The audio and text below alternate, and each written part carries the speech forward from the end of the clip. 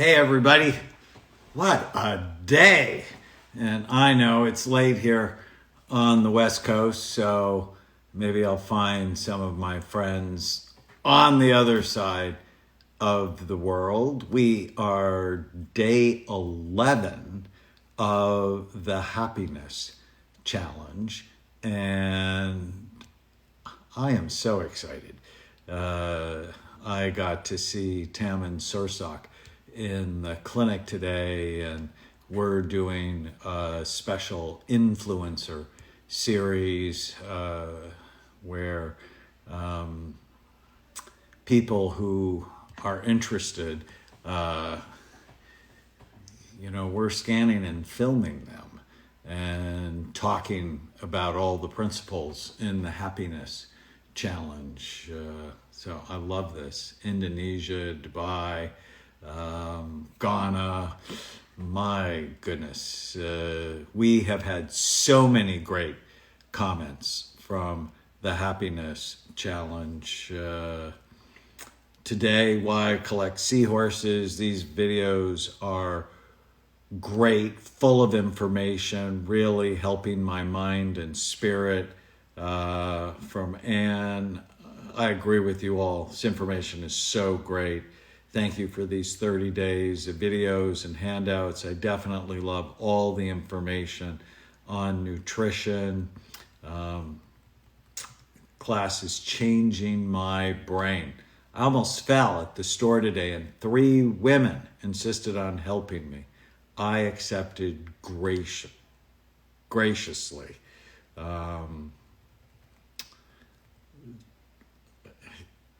Hi there, just wanted to clarify, is the point of recording our micro moments of happiness for later viewing so that when we look at them at the end of the day, when we're asking ourselves what went well today. And the point of micro moments of happiness is for you to begin to train your brain to pay attention to what's right rather than what's wrong.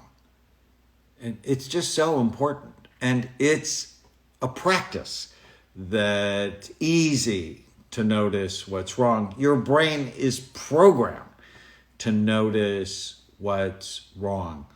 And we had over 1,400 people take the dragon questionnaire yesterday. If you haven't done it, knowyourdragons.com, and the average number of dragons people have, dragons are the big emotional issues from the past, is 6.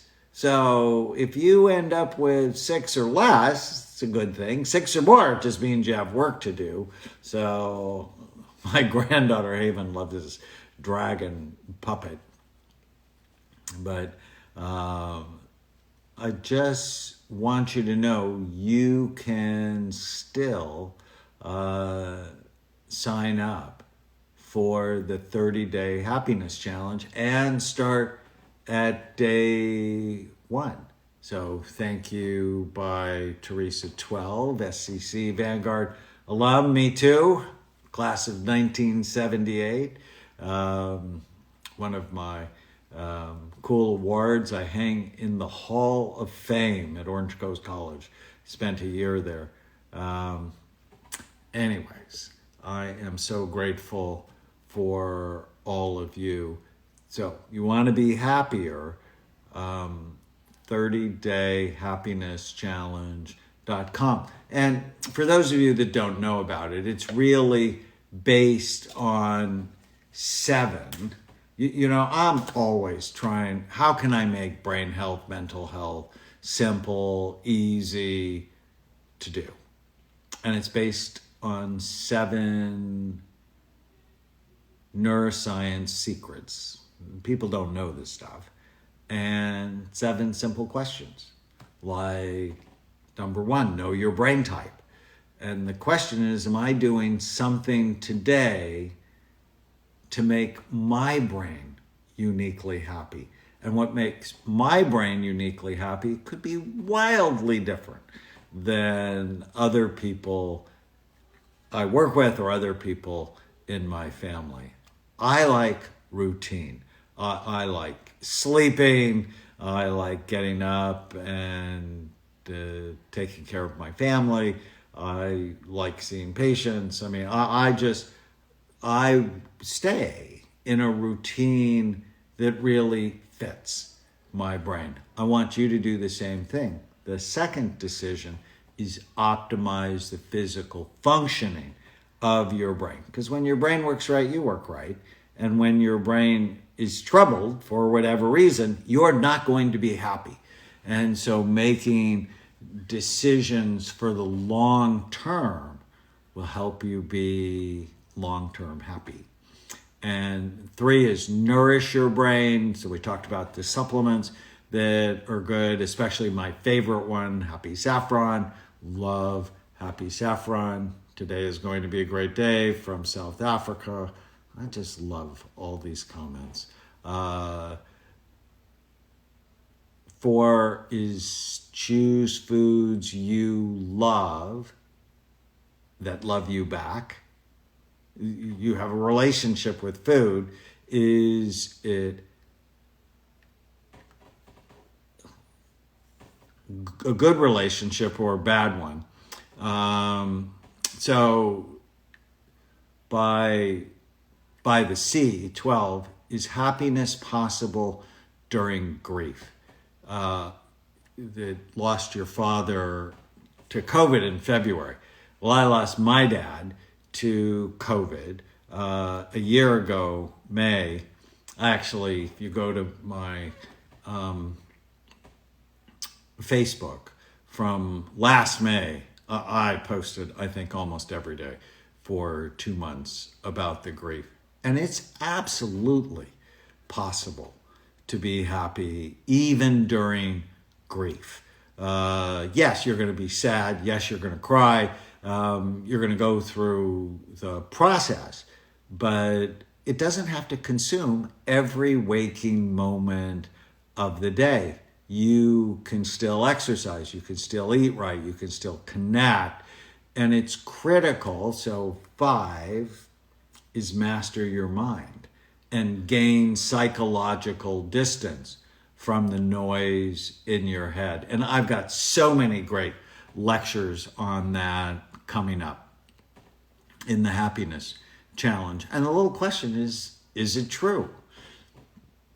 Whenever I have a thought that makes me feel sad, mad, nervous, or out of control, I write it down. And then I ask myself, is that true?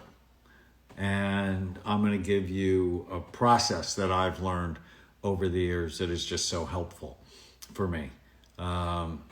Maria Mancini just joined the challenge. Thank you for that.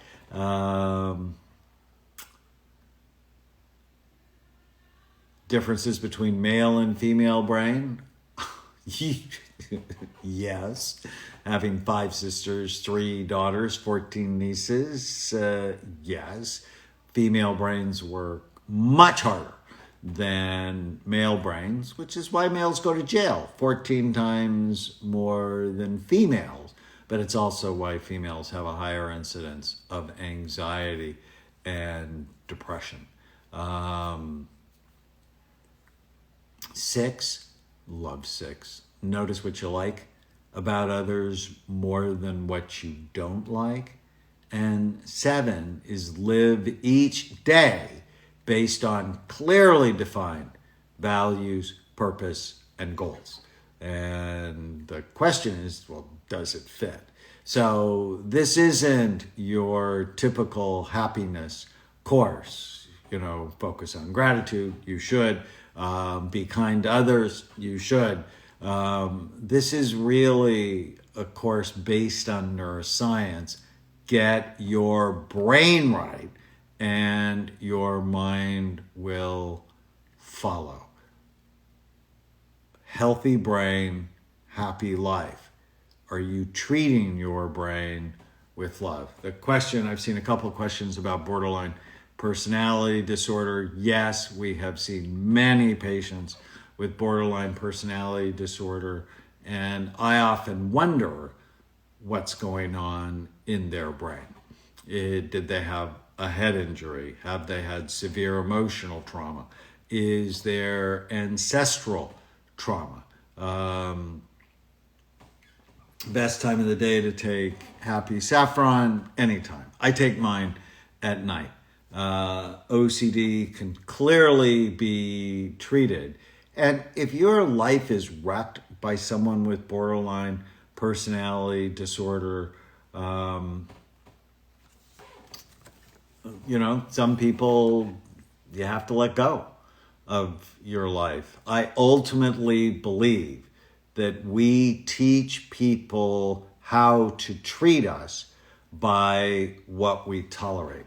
There's a question on ancestral trauma. I actually had a couple of the dragons made as puppets.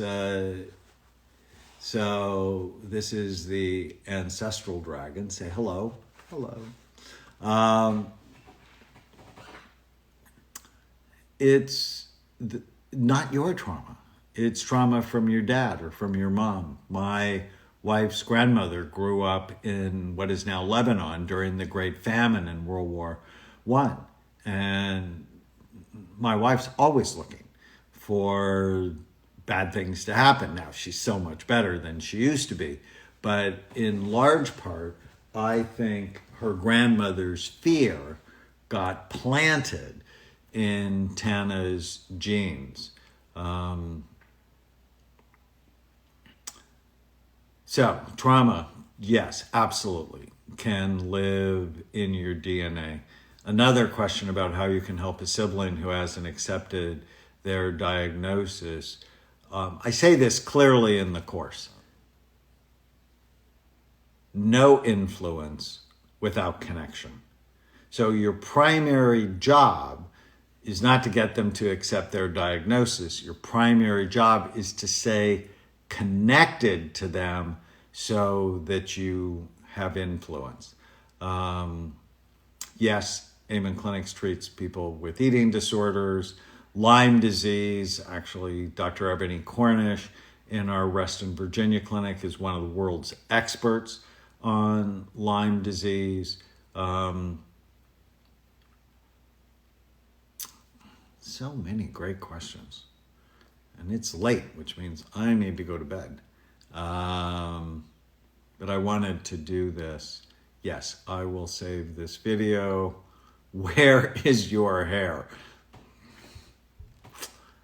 I had some when I was younger, but I actually learned to cut it myself during the pandemic. Imagine the money I have saved. I knew I'd get people from all over the world, especially on the other side of the world. I hope all of you have a happy day. But come along the Happiness Challenge with me. We have 30,000 people who have signed up. I'm tickled. I'm so excited for the Happiness Challenge. In July, we're going to have a bad habit challenge and how to break. We're going to call it Breaking Bad. So I'm going to have you pick a bad habit you want to lose over 3 weeks, and we're going to talk about how to do that. All right. Have a great night. See you soon.